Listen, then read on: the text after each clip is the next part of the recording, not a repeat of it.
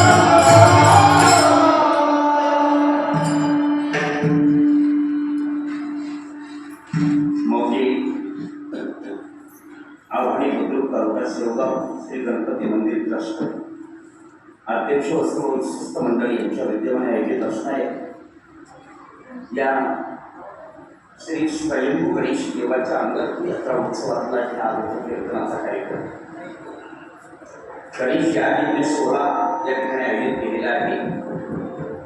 आणि मला वाटतं कीर्तन झाल्यानंतर या ठिकाणी आरती होऊन त्या कार्यक्रमाची सांगता होणार आहे।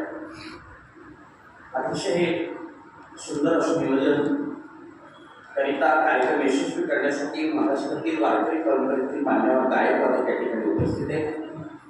मी त्यांचं नामोल्लेख करणं या ठिकाणी श्रमकारक समजतो। त्याच्यामध्ये गायनाचे आदरणीय भगवतजी महाराज, अशोकजी महाराज, मयूर महाराज, दिलीप महाराज, देवकी महाराज, संभाजी महाराज, भाऊदेवा, हलकेवाडी भक्ती मंडळ, भाऊ महाराज चौथे ही सगळी गायनाचार्य मंडळी या ठिकाणी उपस्थित आहेत। मी त्यांना प्रणिपात करतो। मृदंगाचार्य म्हणून आदरणीय हिंदुत्वाकडे संदीप महाराज मस्के आणि त्यांच्या संस्थेतील सर्व गुरुजन विद्यार्थी या ठिकाणी उपस्थित आहेत, त्यांनाही प्रणिपात करतो। आदरणीय हिंदुत्वाकडे अशोक महाराज कोळगे असतील, आदरणीय महाराज देवीदास महाराज असतील, विनेत्री कलंकर महाराज असतील, सगळी भक्ती मंडळ, गायक वादक मंडळ, मित्र परिसरातील तुम्ही सर्व सज्जन मंडळी या ठिकाणी उपस्थित आहेत। आदरणीय अध्यक्ष महोत्सव आणि सर्व विशिष्ट मंडळी यांच्या संयुक्त माध्यमातून या ठिकाणी येण्याचे योग आला। मी माझ्या आयुष्यामध्ये भरपूर तीर्थक्षेत्र फिरलो, पण एवढं दिव्य आणि जागृत देवस्थान पहिल्यांदा पाहिलं।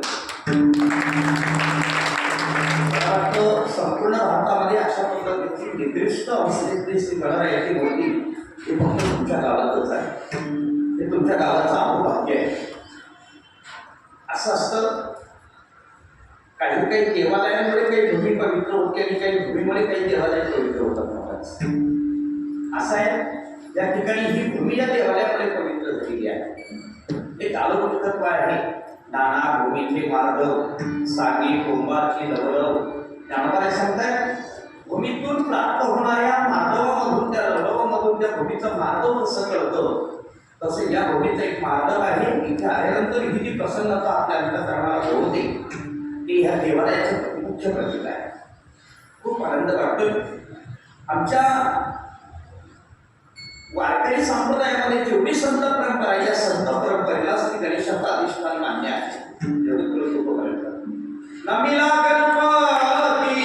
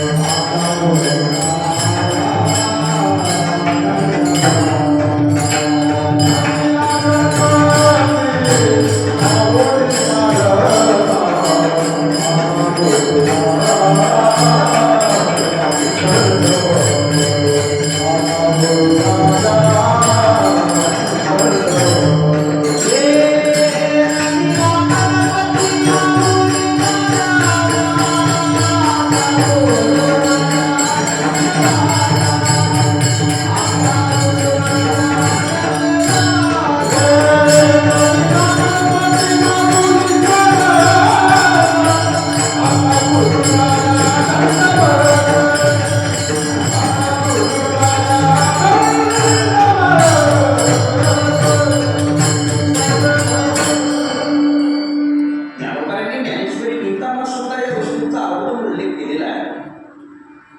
ओम नमो द्यात्या वेद प्रतिपाद्या जय जय संवेद्या आत्मरूपा देवा तुझी गणेश इथून प्रारंभ आहे ज्ञानेश्वरीला. आपल्या वारकरी परंपरेमध्ये तेवढं संत साहित्य निर्माण झालं. या सर्व संत साहित्याला भगवान श्री गणेशाचा अधिष्ठान मान्य केलेले आहे. ऐका, आपल्या हिंदू धर्म संस्कृतीमध्ये 5 मुख्य देवता मानल्या जातात. कोणत्या कोणत्या सांगतो ऐका. पहिली देवता आहे गणेश, दुसरी देवता आहे सूर्य, तिसरी देवता आहे शक्ती, चौथी देवता आहे भगवान विष्णू आणि पाचवी देवता आहे भगवान शंकर. याचा पहिला आद्य देवतेचा मान कोणता असेल तर तो गणरायाचा. आपल्या हिंदू धर्म संस्कृतीमध्ये 5 पूज्य देवतांपैकी इष्ट देवतांपैकी पहिली देवता आहे ती श्री गणेश आहे. कुठल्याही कार्याचा प्रारंभ हा श्री गणरायाच्या पूजनाशिवाय केला जात नाही. म्हणून त्याचं नावच पुढे ओघाडी श्री गणेश असं करतो.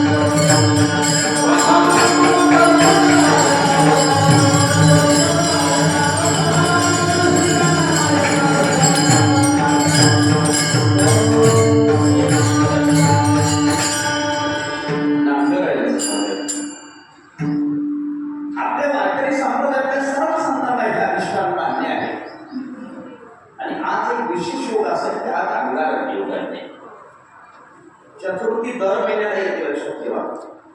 दर महिन्याला एक संकष्टी चतुर्थी असते. पण अंगारक योग हा विशिष्ट कालावधीमध्ये मर्यादित असतो. अंगारक योगाचं एक महात्म्य विशेष कीर्तनाच्या आधीच मी सांगेन, कदाचित मिळालं. तत्पूर्वी आपल्याला जो अभंग निघाला आहे त्या अभंगाचं परिमार्जन करणं गरजेचं आहे.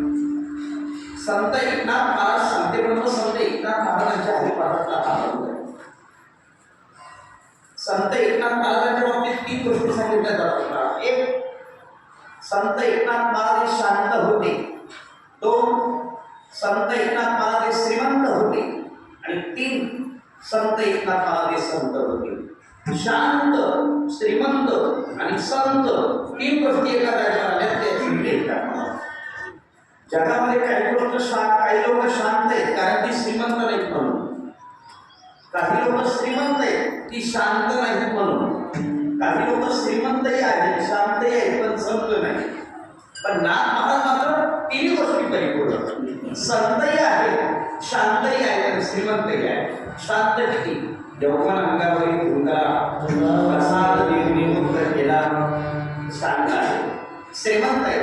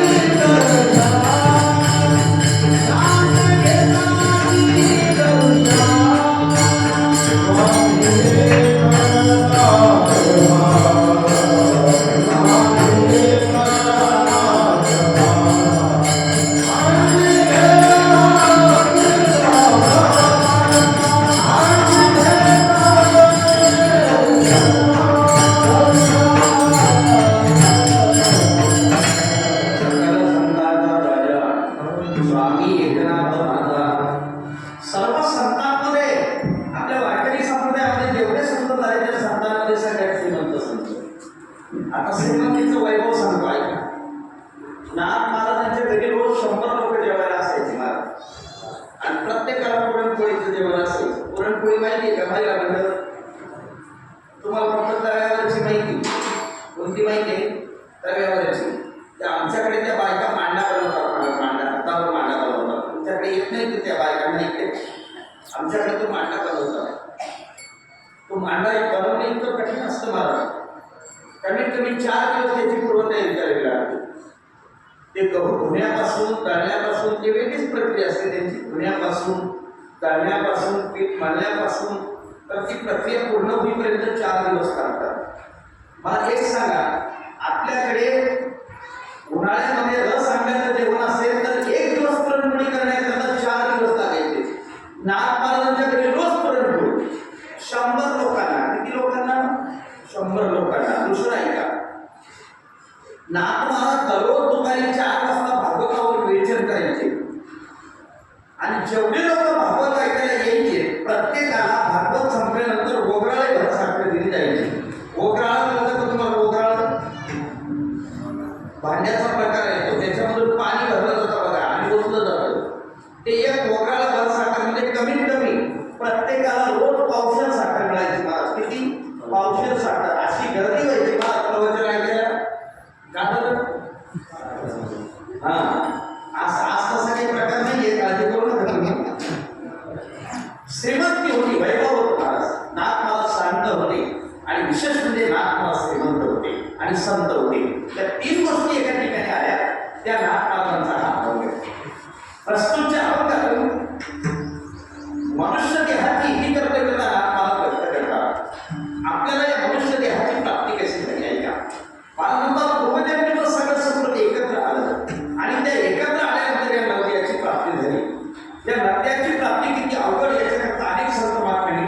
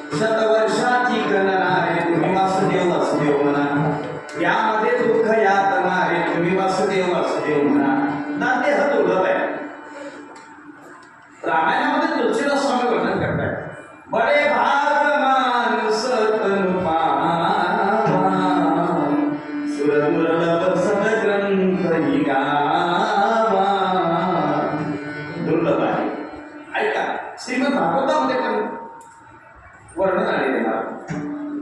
दुर्लभो मानुषो देहो देहिनां शरणभंगुरा तत्रापि दुर्लभं मन्य वैकुंठ प्रिय दर्शना. आता याच्याकरता एक दृष्टांत सांगतो जगद्गुरु तुकोबांचा गाठ घेतला. आधी दृष्टांत ऐकल्यानंतर प्रमाण म्हणून दाखवेल तुम्हाला. एका गावामध्ये एक आंधळ राहत होतं. ते जर आगाऊ होतं, त्याचं लग्न होत नव्हतं पण झालं. ती कोणती भाषा आहे? लग्न होत नव्हतं पण झालं. एकाची कटक नव्हती, त्याला भेटत नव्हती. कळली का आमची भाषा तुम्हाला? झालं त्याचं लग्न. मग आतापर्यंत हा गावामध्ये रोज ज्या भांगडी लावायचा त्या भांगडी मिटवायचं काम याचे आईबाप करायचे. पण लग्न झाल्यानंतर त्या भांगडी मिटवायचं काम कोण करायला लागलं? त्याची बायको करायला लागली. त्याने रोज भांगडी लावायच्या, त्या बायकोला रोज मिटवायच्या. असाच एके दिवशी एका गल्लीमध्ये भांडण लावून आला आणि खुर्ची घेऊन घरामध्ये झोपला. ज्या गल्लीमध्ये भांडण लावून आला होता त्या गल्लीतली बाई अतिशय काष्ट स्वभावाची होती. ती धावतच आली. आंधळ्याची बायको दारामध्ये धांडणी सोबत बसली होती. तिने गल्लीतून विचारलं, बाई तुला नवरा कुठे? आंधळा झोपलाय म्हणे. किती वेळ झाला? 10 मिनिटं झाले. खोटं बोलतेस? 10 मिनिटापूर्वी तो माझ्या गल्लीत होता. भांडण लावून आलाय आणि तू शांती झोपला तो झोपू दे, पण त्याला उठल्यावर मला निरोप दे म्हणे. काय त्याला सांग तू ज्या गल्लीत भांडण लावून आला त्या गल्लीतले लोक चांगल्या स्वभावाची नाही. जर तुला त्या गल्लीत सापडला तर तुला फक्त एकच पाय पडतील, एका गल्लीत रेडिओ निरोप दे म्हणे. खास स्वभावाची बाई होती. आंधळ्याच्या बायकोला वाईट वाटलं मला. तिने याच्यात विचार केला आपला नवरा कोणीचं काम करत नाही, रोज बांधणी लावतो, आज याची फोडत मोडते म्हणे. महिला मंडळ ऐकताय तुम्ही, लक्ष आहे का तुमचं? आज याची फोडत मोडते म्हणे. तिने धान्य स्वतःनी 30 रुपयाचं बाजूला ठेवलं. तुकाराम महाराजांचा दृष्टांत बरं मला. धान्य स्वतःनी सुख बाजूला ठेवलं, उठली आणि परंगावर झोपलेल्या आंधळ्या नवऱ्याच्या पाठीत अशी लाच घातली महाराज. एकाच दातीमध्ये आंधळ परंगाच्या खाली. आता ज्यांना रोजच खायची सवय त्यांना काही वाटत नाही, पण त्याला पहिल्यांदाच बसली होती. तो म्हणे आपल्या बायकोने लात मारली का आपलं जीवन 1 मिनिट या घरामध्ये राहत नाही. आताच्या आता पंढरपूरला जातो म्हणे. आमचे गुरुजी असं सांगायचे मला, लोकांना बायका पोरांनी कमरेत लाता घातल्याशिवाय पंढरपूरचं तिकीटच मिळत नाही म्हणे. आता पंढरपूरला निघाला का बरं? बायकोने लात मारली म्हणून. अनुताप होता, घराच्या बाहेर निघाला, चालत राहिला. अंधार पडला, रात्र झाली, रात्री किरण होऊ लागली, दिवसांची आवाज येऊ लागली, पण अनुताप होता, चालत राहिला. कशाचा तरी धक्का लागला, मध्यरात्रीचा प्रसंग, कशाचा तरी धक्का लागला, दहा जण कोसळला. आपल्याला कशाचा धक्का लागला म्हणून पाहायला गेला तर तो हंडा होता आणि त्या हंड्यामध्ये सोनं होतं. काय होतं? सोनं. त्याने आवाजावरून ओळखलं सोनं आहे असं. इतकं सोनं होतं मला. ते सोनं घेऊन तो जर पंढरपूरला गेला असता आणि त्याने ते सोनं जर पंढरपूरच्या अर्बन बँकेमध्ये ठेवलं असतं तर त्या सोन्याचं दर महिन्याला इतकं व्याज आलं असतं. त्या व्याजाच्या पोटी येणाऱ्या रकमेमध्ये त्याने दर द्वादशीला हजारो लोकांना पंक्ती दिल्या असत्या तरी नुसतं व्याज सुद्धा संपलं नसतं, एवढं सोनं होतं महाराज. त्याने ते सोनं घेऊन पंढरपूरला जायला पाहिजे होतं असं माझं मत आहे. मिनिकरी बघ तुमचं काय मत आहे? तुम्ही अपक्ष आहेत का? ऐकायला बरोबर. त्याने ते सोनं घेऊन पंढरपूरला जायला पाहिजे होतं असं माझं मत आहे. तुमचं काय मत आहे? जायला पाहिजे. तुम्हाला सोन्याचा अंडा सापडला तर तुम्ही पंढरपूरला गेले असते. सल्ला द्यायला कंटाळा नाही करत आपण. मनात आंधळ होतं, बायकोने लात मारली होती, रात्री सोन्याचा अंडा सापडला, त्याने ते सोनं उचललं त्या गरीबाला ज्या घरी बायकोने लात मारली होती. बायको तुमच्याकडे काम झोपून गेली होती. तिला माहिती होतं या आज जरी आलं नाही तरी उद्या येणार म्हणजे येणार. जसं आमच्या बायांना माहिती राहतं ना, हे 7 दिवस होते का जाईना, काल्याचं कीर्तन झाल्यावर येणार म्हणजे येणार. तिथपर्यंत तरी बरं तुम्हाला ऐकायला बरं वाटतं. भाऊ 8 दिवस आम्ही बाहेर राहतो आणि 9व्या दिवशी भेट गेलो तिथे बाया विचारता आले का? तिकडे पाहिजे असते ना एखादी धर्मशाळा त्या अंगाऱ्याच्या बायकोला माहिती होतं हा येणार म्हणजे येणार. ती बिंदास झोपली होती. रात्री 2 वाजेचा प्रसंग. त्याने दारावर थाप मारली, दार उघड. त्या अंगाऱ्याच्या बायकोने आपण आवाज दिला, तुम्ही पंढरपूरला गेले होते म्हणे, तू दार उघड, मी काय आणलं पाय म्हणे. तिने दरवाजा उघडला आणि ते चकाकणारं सोनं पाहिलं महाराज. तीच रात मारणारी बायको म्हणते बसा चहा घेऊ का? तुम्ही सकाळपासून गेले काहीच खाल्लं नाही, थोडेसे पोहे करू का, स्वयंपाक करू का? आंदोलन इतकं बेकार होतं मला. तुकाराम मला सांगता बरं का, आंदोलन इतकं बेकार होतं. त्याने आपल्या बायकोला एकच सांगितलं, तू मला आता उठ म्हणू नको, बस म्हणू नको, चहा देऊ नको, नाश्ता देऊ नको, जेवण देऊ नको, तू फक्त एकच काम कर. म्हणजे काय? मी आणखी पलंगावर झोपतो. ज्यांना नाही कळलं त्यांच्याकरता फराळाची व्यवस्था केली. मी आणखी पलंगावर झोपतो, तो आणखी एक लात मार, मी आणखी जंगलामध्ये जातो आणि दुसरा अंडा घेऊन येतो. तुकाराम महाराज सांगतात या मूर्ख आंधळ्याला त्याच्या बावडत बायकोने आता किती जरी लाथा मारल्या तरी दुसरा अंडा मिळणे जसं शक्य नाही तसं तुम्ही आपण किती जरी यत्न केले तरी पुन्हा हा नरदे मिळणे शक्य नाही.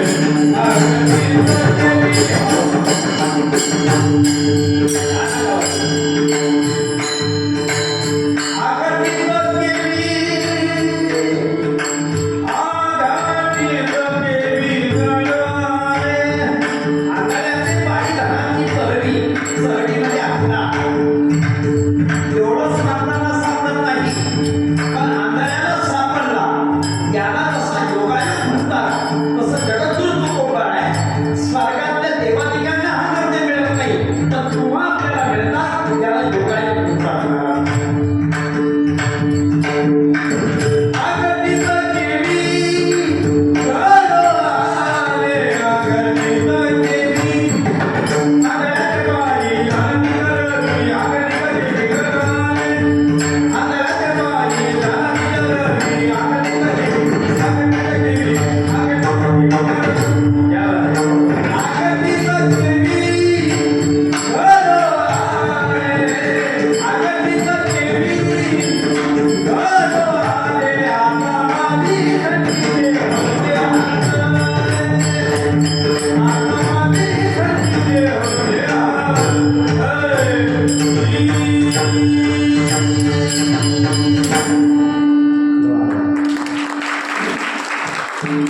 चंद्रकोस राग या चंद्रकोस आज सकाळी 7 वाजता म्हणतात आला आपल्याला केव्हाही राग येतो.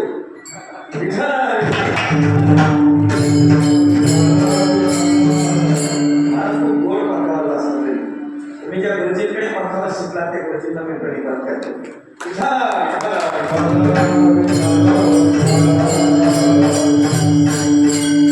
आता तुम्हाला कळालं असेल स्वर्गातल्या देवादिकांना सुद्धा दुर्लभ असणारा हा नर्दे महाराजांचं प्रमाण आहे ना.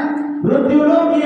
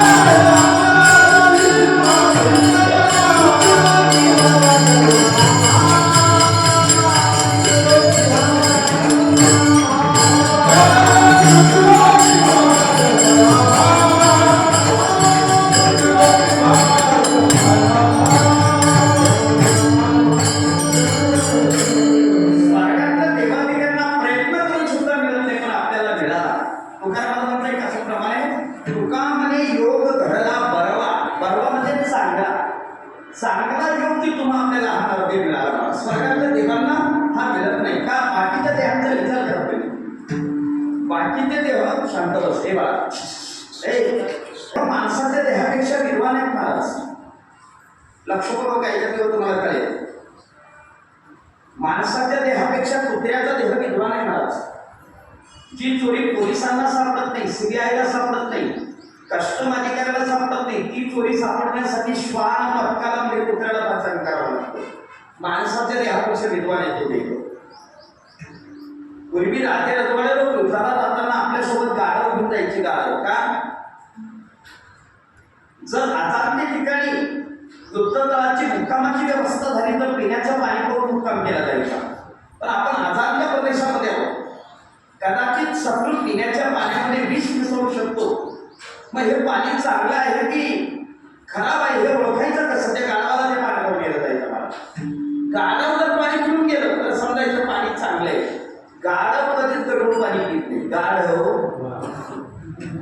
नाही कळलं त्यांना. सरकार मान्य असो अथवा नसो, पण गाढव मात्र गढूळ पाणी पित नाही. चांगलंच पाणी पितं गाढव.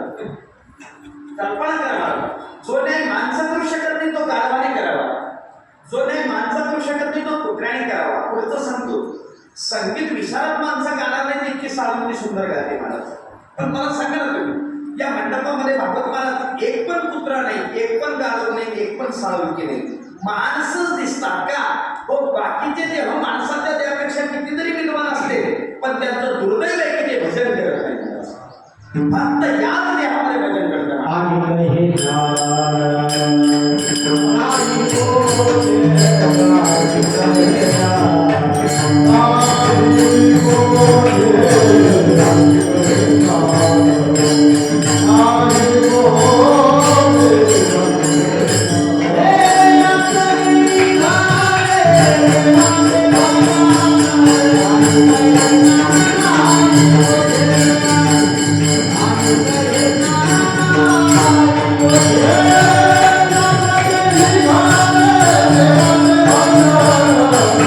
Amen.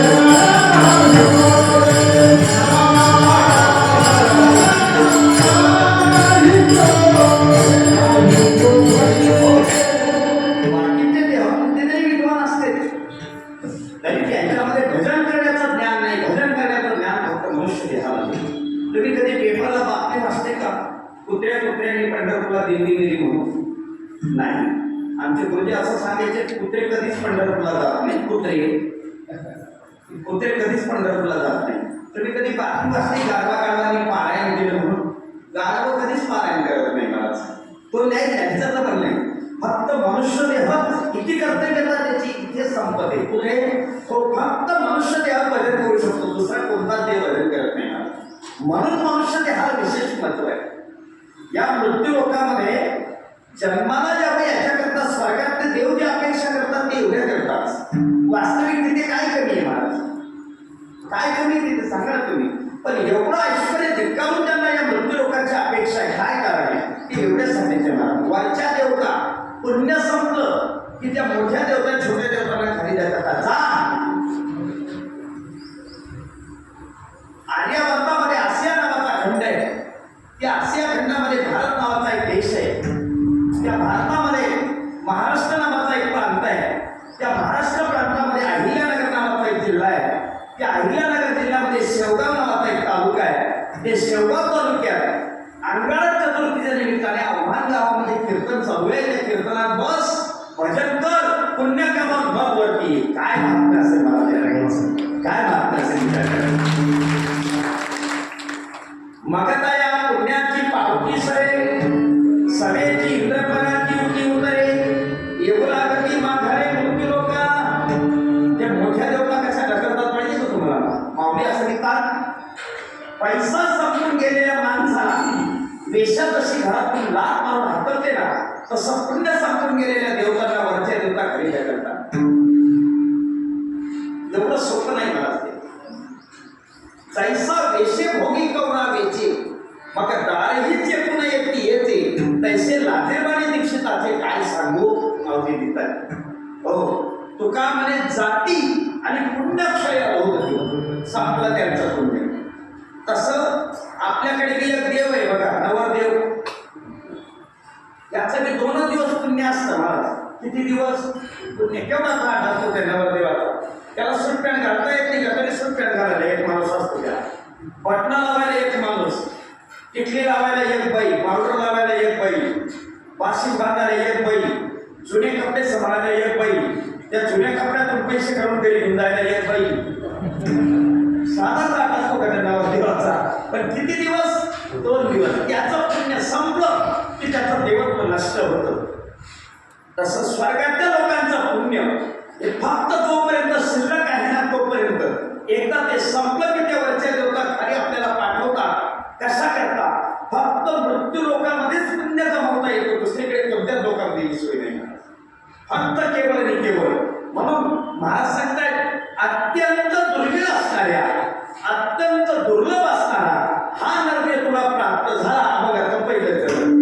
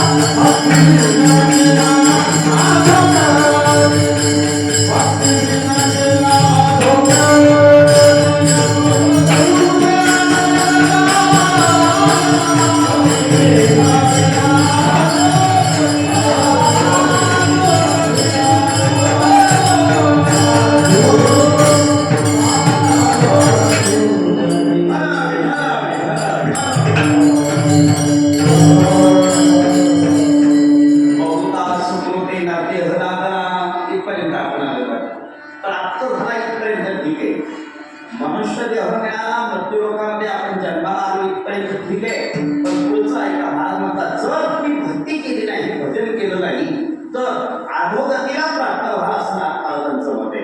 भक्ती विना गेला अधोगती. का मनुष्य देह प्रभू परमात्म्याने तेवढ्या करता दिलेला आहे.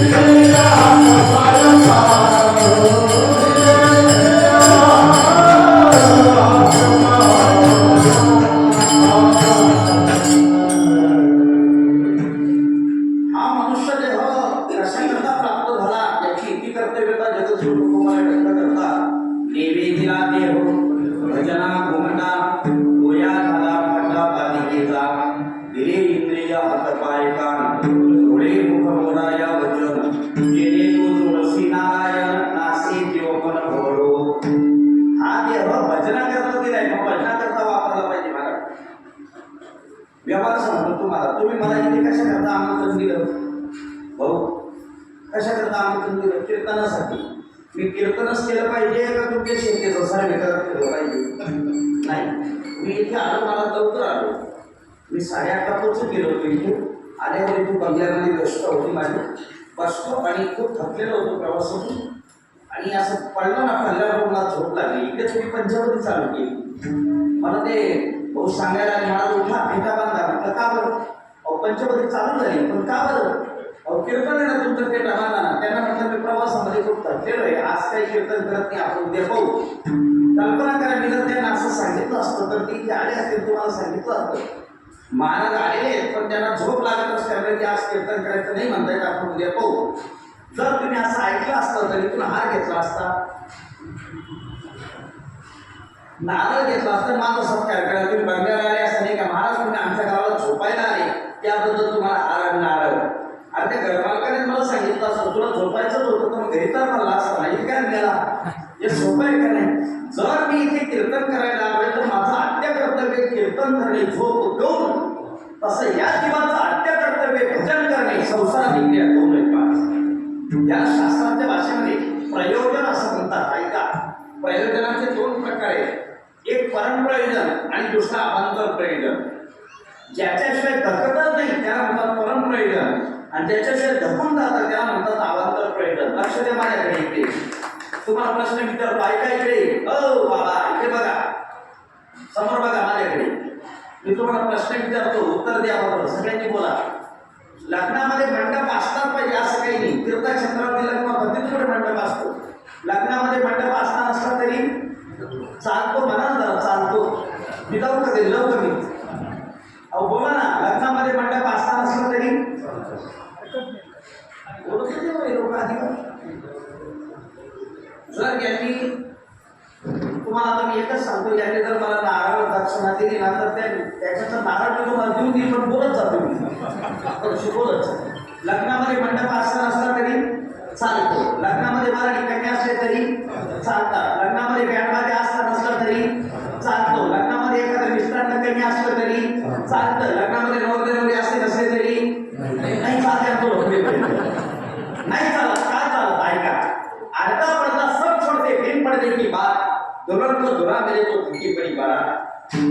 लग्नामध्ये मंडप, वराडी, मिष्टान्न या अवांतर प्रयोजनाच्या गोष्टी त्या असल्या नसल्या तरी चालतात. पण नवरदेव नवरी जसं परम प्रयोजन, तसं जीवनामध्ये संसाराची क्रिया या अवांतर प्रयोजन, पण प्रभू परमात्म्याची प्राप्ती हे मात्र परम प्रयोजन. ऐका, ही वस्तू ज्या कामाकरता आली त्या कामाकरता वापरली पाहिजे महाराज. आणि कोणती फार गोड दृष्टांत सांगायचे. पूर्वीचा काळ, पूर्वी मुलामुलींचे लग्न व्हायचे. पूर्वी कोणाचे लग्न व्हायचे? मुला मुलींचे. आता बाया माणसांचे लग्न होतात. काळ बदलला. पूर्वी नवरदेवता वर्षाचा असायचा, नवरी 8 वर्षाची असायची महाराज. आता काळ बदलला. आता नवरदेव 32 वर्षाचा. तो घोड्यावर बसला तर घोडा म्हणतो नको उतर. नवरी 28 वर्षाची. आता एक पोरपुरी राहिली का? पूर्वीचा काळ. लग्न झालं, एक सासरा आपल्या सुनबाईला घ्यायला गेला आव्हानाला. उन्हाळ्याचे दिवस होते, 2-4 दिवस राहिला. त्याने त्या माणसाला सांगितलं मला उद्या मुलीला घेऊन जायचं ते का. आता आमच्या भागामध्ये अशी पद्धत आहे, मला मुलीला सासरी पाठवताना मूळ पाठवतात. मूळ म्हणजे काय? खाण्याचे पदार्थ असतात. एक मोठी पेटी भरली जाते, खाण्याचे पदार्थ असतात. त्याच्यामध्ये लाडू, बासुंदी, श्रीखंड, शेव, पुरी, डाळ्या, बोंबरे, पार्ले बिस्किट, पोंगा पडली, कुरकुरी हे सगळं भरलेलं असतं. सासूला कपडे, सासऱ्याला कपडे, गिराला कपडे, जेठाला कपडे. पेटी झाली जड आणि ते उचलला सासरा ते होतं म्हातारा. त्याच्याकडे कुठे ती पेटी उचलली जाते? त्या पुरीच्या 2-4 भावांनी ती पेटी उचलली, स्टँडवर आणली. स्टँडवर आणल्याबरोबर गाडी आली. कंडक्टरने सांगितलं बाबा आज बाजाराचा दिवस आहे शेवगावचा, तुम्ही एक काम करा, ही पेटी वर ठेवा आणि मुलीला घेऊन मध्ये बसा. पण त्याने काय केलं? त्या पुरीच्या 2-4 भावा चांगले करले होते. त्या भावाने ती पेटी उचलली, ती वरती ठेवली. हे सासरा सुनबाई दोघांच्या जवळ बसले आणि पुढे दत्तपाटीवर घेऊन गेले. त्या दत्तपाटीवरच्या एका चांभाराला शेवगावच्या बाजारात जायचं होती. त्याने काय आपल्या पेटीमध्ये रापी, काही चांबडं, काही दोरा, काही खिळा, काही चुका, काही हातोडी, काही लिमिट पडतो. तो बी आला त्यावर. कंडक्टरने बाबा ही पेटी वर ठेवा, तुम्ही मध्ये बसा म्हणे. त्या चर्मकार बांधवाने बिचाराने एका पोराला सांगितलं, त्या पेटीजवळ ही पेटी ठेवून दिली. त्या सासऱ्याला बाहेर शेवगावच्या अलीकडे उतरायचं होतं. तसे इकडचे माणसं पोचवायला आले होते, तसे तिकडचे घ्यायला आले होते स्टँडवर. एक म्हातारा ऐकीत उतरला, त्याच्या माणसाला म्हणे ती पेटी उतरणार म्हणे. आता सांग होतं द्यायची ना कोणती पेटी. त्यांनी ती मुळाची तिथंच राहते, कामाला उतरून जाईल. आमच्या भागात अशी पद्धत आहे मला, ज्या दिवशी पेटी आणतात ना त्या दिवशी ती पेटी उघडत नाही मला. का बरं? आजच्या पावगंतीच्या बाया बघायला लागतात काय मुलं आणलं बाबा घ्यायला. आणि ती पेटी उघडायचा मी मान असतो, कोणी उघडत नाही. ती चेअरमनच्या बाईने उघडायची, का तलाठीच्या बाईने उघडायची, का ग्रामसेवकच्या बाईने उघडायची, का मास्तरी बाईने उघडायची, कीर्तनकाराच्या बाईचा पान लागला, पैसा तुम्ही उघडाले. 35 बायांना चेंबून आली हो, सरकार सरकार सरकार. आणि तशी उघडली पेटी, रापी, चांगलं, धोरण, खेळण, चुकार, ती सासूला पोटात ठोकायला लागली. तिच्या म्हाताऱ्या म्हणून तुम्ही मुळे घ्यायला गेले होते ना, तो म्हणे मला कशाला करा बोलवते, पोरांना 2-2 मिनिटं. त्याला म्हणतात आणू मध्ये नाही मिळाला परणाने दुःख भोगावं लागलं का? जे आणायचं होतं ते विसरला म्हणून. तसा हा जीव आणायची होती हरिनामाची पेटी, उचलून आली संसाराची म्हणून दुःख महाराज. विसरले दया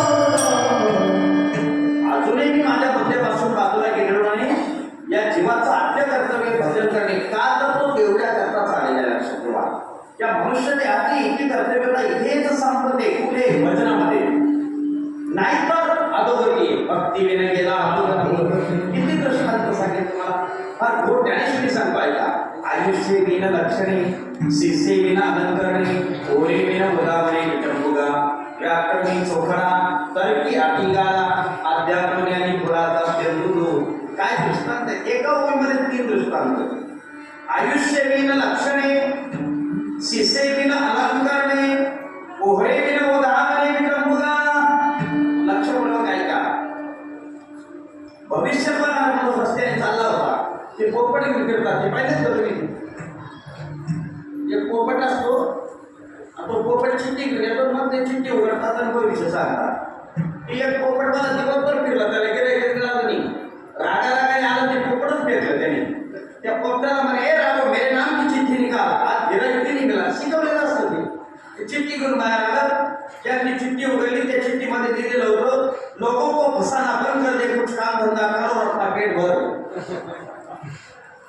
भविष्य पाहून घ्या असं आव्हानामध्ये फिरत होतो. एका बाईने आवाज दिला, यावर जेव्हा माझ्या बाळाचं भविष्य सांगा. तो आश्चर्य शेवट भविष्य सांगू लागला. बाई, तुझा मुलगा गुणवान आहे, रूपवान आहे, धर्मान आहे, कीर्तिमान आहे. बाई हुशार होती. तिने एकच विचारलं, मला सगळं जाऊ घ्या, त्याला आयुष्य किती येते सांगा म्हणे. आयुष्य. त्याने आयुष्याची दिशा पाहिली, त्याचे डोळेच खाली पडले. मला तो म्हटला, बाई मला माफ कर, तुझा मुलगा गुणवान, रूपवान, धर्मान, कीर्तिमान असला तरी त्याच्या आयुष्याच्या रेषेमध्ये वयाच्या 12व्या वर्षी मृत्यू षडयंत्र नावाचा एक योग आहे, तो गजावू शकतो. बाईने सांगितलं, महाराज एवढी लक्षणं वर्णन करण्याची काही आवश्यकता नव्हती. का? ते उपभोगण्यासाठी त्याला आयुष्य नाही म्हणून शिंदेमध्ये आयुष्य गेलं लक्षण. नंबर 2, दुसरा दृष्टांत. एका बाईला तिच्या नवऱ्याने 22 वेळेची नथनी केली. तुम्ही नाराज का बरं? कमी झाली का?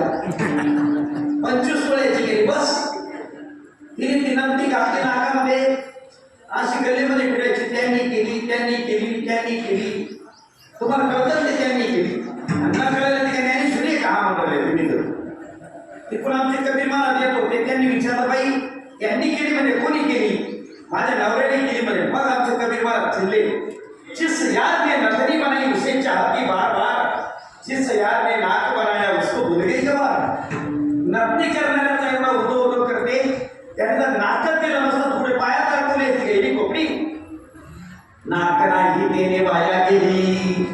ऐका, दागिना 22 तोळ्याचा आहे, पण घालण्यासाठी नाक नाही, शून्य किंमत आहे. दृष्टांत क्रमांक 3, तिसरा दृष्टांत ऐका.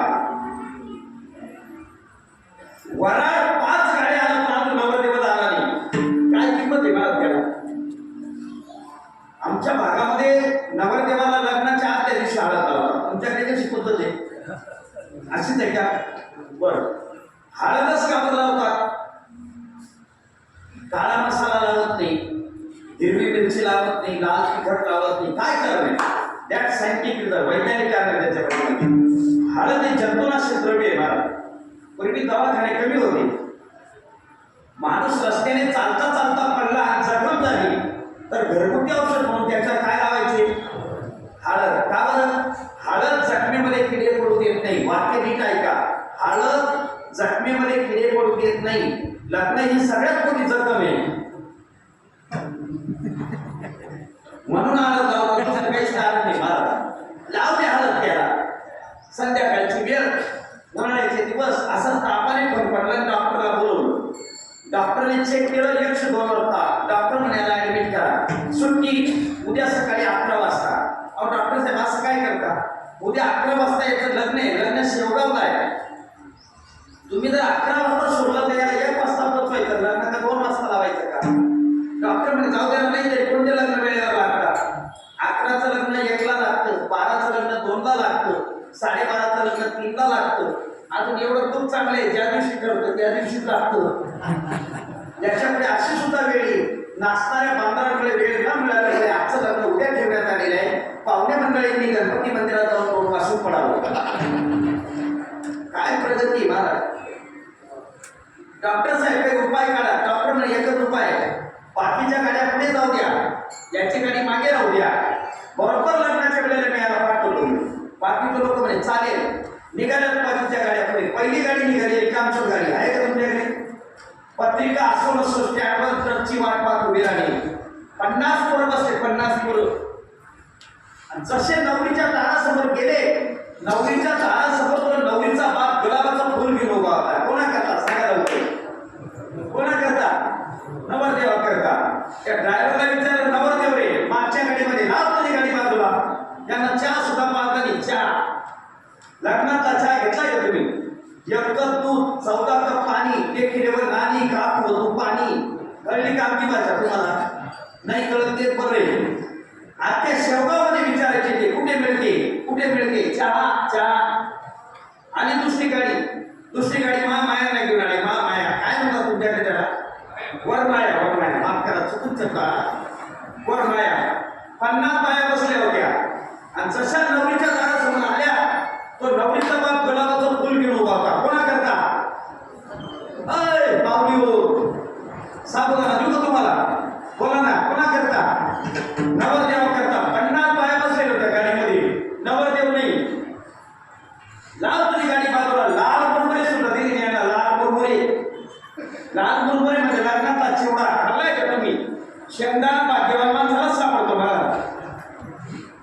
ज्याच्या वाट्याला शेंगाना सापडला त्याने अभंगच म्हणायचा, पुण्यफळी बौद्ध दिवसा. आली तिसरी गाडी सगळ्यात ज्येष्ठ नागरिक घेऊन आली. का ती टेकतच उतरायचे ते. नवरीच्या बापाने विचारलं नवरदेव मागच्या गाडी, सगळ्या गाडी एकत्र केली. मग नवरीच्या बापाने विचारलं नवरदेव कुठे? म्हणे मागच्या गाडी. तुम्ही घरी जाता का मार खाता? अर्धा पडता सब छोड़ते फिर पड़ती की बात, दुल्हन को दूल्हा मिले तो भूखी पड़ी बात. काय दृष्टांत लिहिले महाराज.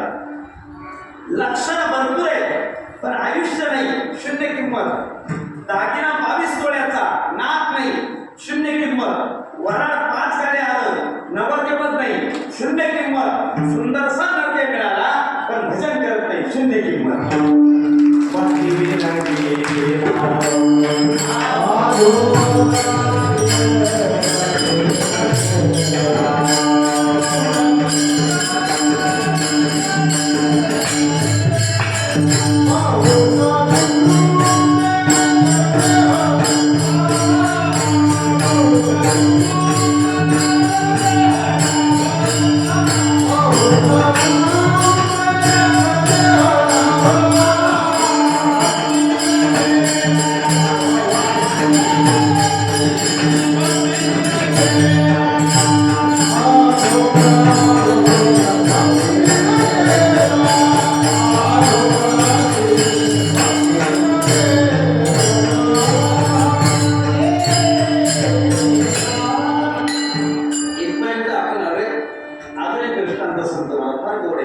व्याकरणी चोखडा, तर्के अतिगारा, परी अध्यात्म ज्ञानी खुडा. जात्यंग तो जन्मता चांगला म्हणतात पावली त्या. बाकी सगळे फक्त भजन नाही. काय मिळेल मला एक मालूम नाही. महाराज आमच्या गावात एक माणूस इतका श्रीमंत आहे, त्याच्या घरी सगळे फक्त वाघिणीचं दूधच नाही. मग माझ्या लक्षात आलं वाघिणीचं दूध नाही म्हणजे भजन नाही महाराज. भजन करणं म्हणजे वाघिणीचं दूध काढून आणणंच आहे महाराज. वाघिणीचं दूध काढायला 2 गोष्टी लागतात. पहिली गोष्ट अंगामध्ये सामर्थ्य पाहिजे आणि दुसरी गोष्ट ते दूध झेलण्यासाठी सोन्याचं पात्र पाहिजे महाराज. वाघिणीचं दूध अन्य धातूच्या पात्रामध्ये छिद्र पडून निघून जातं ना ते महाराज. जर तुमचा माझ्या भरोसाच्या उद्या काढून पाहतो मी. वाघिणीचं दूध का म्हणजे शेळीचं दूध का नाही. काय गेल्यामध्ये चांगली झाली 2-4 तास पिऊन घेऊ असं. काही लोकांचा दिवसभर उद्योग चालू असतो. भोग बकरी ठेवच्या, भोग बकरी ठेवच्या. एवढं सोपं आहे का? मनी नाही भाव म्हणे देवा मला भाव, देवा शाने बाबाईचा नाही, देवा हॉटेलचा चहा पाणी नाही. सांगायला तुम्ही ऐकायला सोपं ऐका मला. डॉक्टर, वकील आणि इंजिनियर तिघं माणसं हुशार आहेत. हे जीवमध्ये का तुमचं नाही. तिघं माणसं हुशार. मुंबईच्या गेट ऑफ इंडियावर गेले, त्यांनी गोलचुरट्याचे नाव ठरवले महाराज. त्या नावेमध्ये बसले. मराठी माणसाचा स्वभाव आहे, मराठी माणूस शांत कधी बसणार नाही. एसटी मध्ये जरी बसला तरी शेजारच्या माणसाला विचारलं कुठे चालले, कुठे उतरायचे, केलं नाही. जर कोणी नसेल शेजारच्या सीटावरती शीट फाडतो का तो पिसा घालून तरी घेऊन एवढा विचित्र माणूस. डॉक्टर, वकील, इंजिनियर तिघं नावेमध्ये बसले. नाव समुद्रामध्ये चाललंय. डॉक्टरांनी नावड्याला प्रश्न विचारला, नावड्या कुठला रे? अहिल्यानगर, तालुका शेवगाव, गाव आव्हाने. मुंबईत कधीपासून आला? नावाने म्हटलं साहेब माझा जन्मच मुंबईतला आहे. शाळेत गेला कधी? नाही साहेब. अरे अरे अरे अरे. डॉक्टरांनी काय सांगितलं नीट आहे का? नावड्या नाव चालवता तुझं डोकं दुखायला लागलं तर कोणती गोळी गेली? काही ज्ञान आहे तुला? तो म्हणजे साहेब अजिबात नाही. पोट दुखायला लागल्यावर कोणतं औषध द्यावं काही कळतं तुला? साहेब शाळेतच गेलो नाही तर काय करेल? मूर्खा, तुझा जन्म वाया गेला म्हणजे. वकिलाने विचारलं तर ती नाव समोरच्या नावाला धडकली. समोरच्याने कोर्टात केस दाखल केली. वकिलासमोर कसं बोलावं, न्यायाधीशासमोर कसं उभं राहावं आणि पोलिसांना आपली बाजू कशी समजून सांगावी काही ज्ञान आहे? तो साहेब शाळेतच गेलो नाही तर काय ज्ञान नाही. मूर्खा, तुझा जन्म वाया गेला होते. वकिलाने पण जन्म वाया गेला. आता राहिला कोण? इंजिनियर. तो इंजिनियर तर इतका हुशार आहे महाराज. इंजिनियरच्या डोक्याच्या पुढे कोणाचं डोकं चालत नाही. इतका हुशार इंजिनियर तो सगळा जितका जास्तीत जास्त इंजिनियर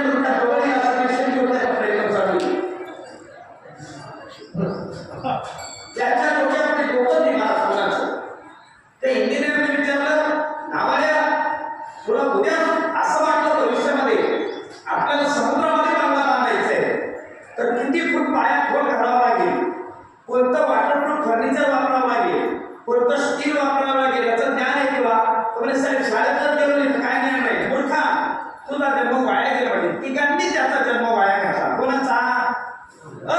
झोपले का? कोणाचा? नावाड्याचा. नाव आई समुद्राच्या मध्यावर आली आणि स्वतः त्याचा वारा सुटला. हो, बिगुल वाजायला लागली. खलासांना सूचना मिळाल्या, आपल्या नावा परत घ्या, वादळ धडकण्याची शक्यता आहे, आपल्या नावा परत घ्या, आपल्या नावा परत घ्या. डॉक्टर, वकील, इंजिनियर तिघांना विचारलं नावाड्याने, साहेब तुम्हाला पोहता येतं का? हे आम्हाला कोणालाच पोहता येत नाही. माझा जन्म जेव्हा वाया जाईल तेव्हा जाईल, पण तुमचा तिघांचा आत्ताच गेला नाही. बाकीची सगळी ज्ञान होती, पण पोहण्याचं ज्ञान नाही म्हणून तसा जन्म वाया. तसं जीवन सर्वांग सुंदर असेल, पण भजन करत असेल तर भक्ती विना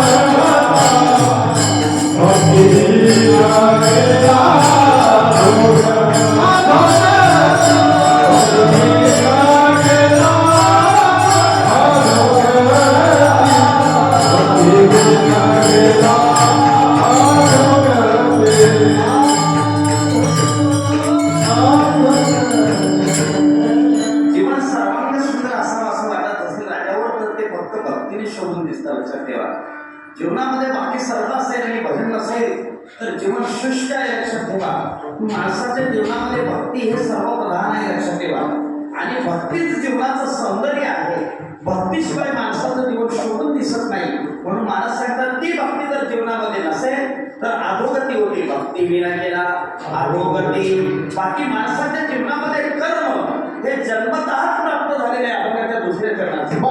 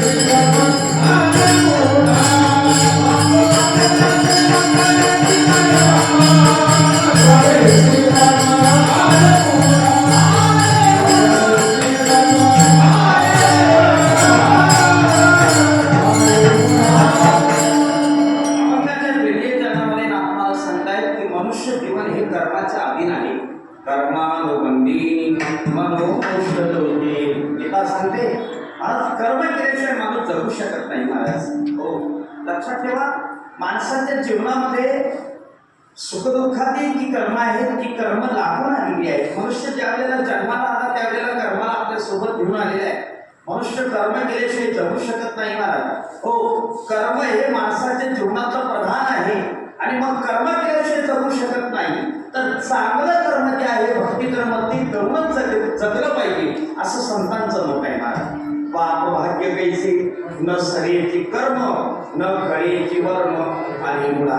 हो बाबा रे, मनुष्य जेव्हा प्राप्त मनुष्य देह प्राप्त झाल्यानंतर हे जीवन सर्वांग सुंदर जीवन भक्तीने शोभून दिसतं हे ज्याला कळतं तो खरंच भाग्यवान माणूस आहे. आपण दाखवतो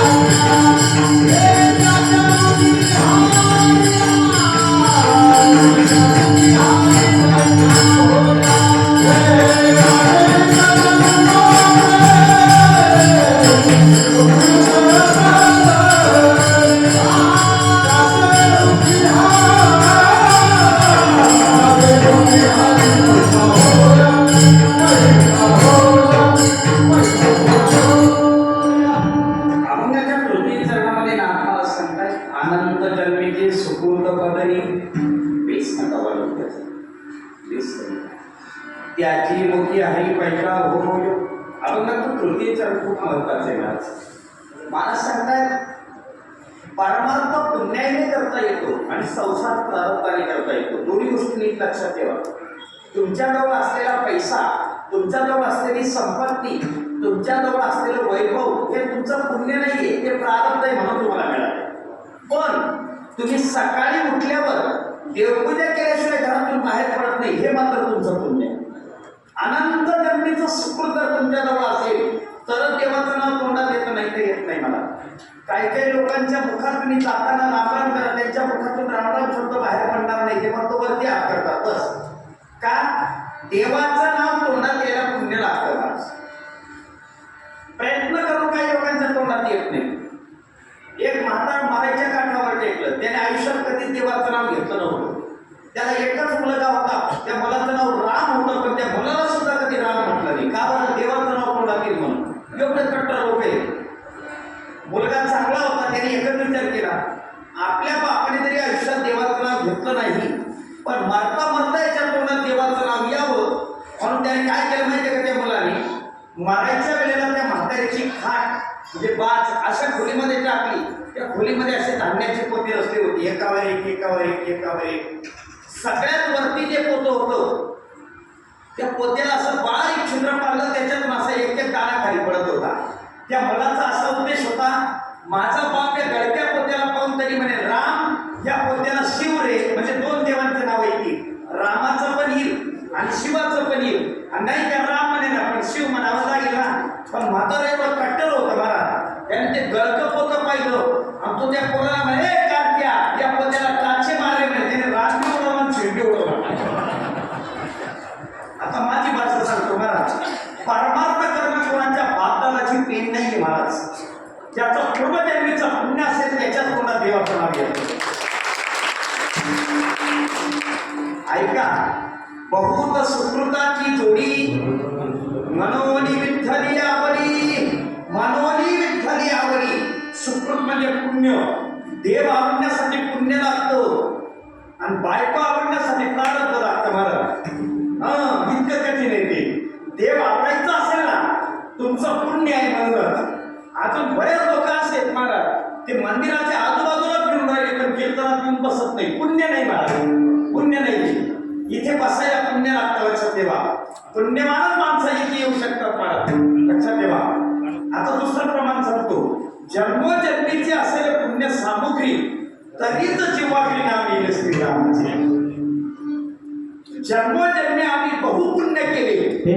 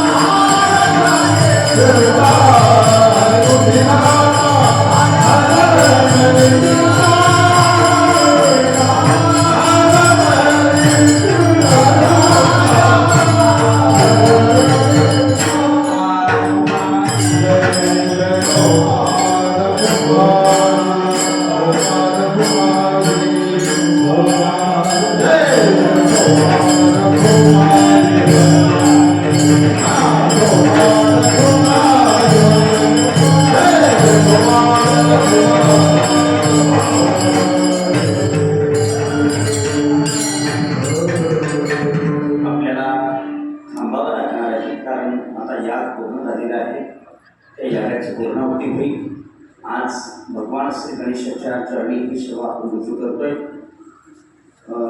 प्रसन्न आमचा प्रवास असल्यामुळे बऱ्याच लवकर निघालो, परंतु इथे खूप शीन होता आल्यावर. पण इतके सुंदर गायक वादक मंडळी बघून माझा सगळा शीन निघून गेला प्रवासाचा.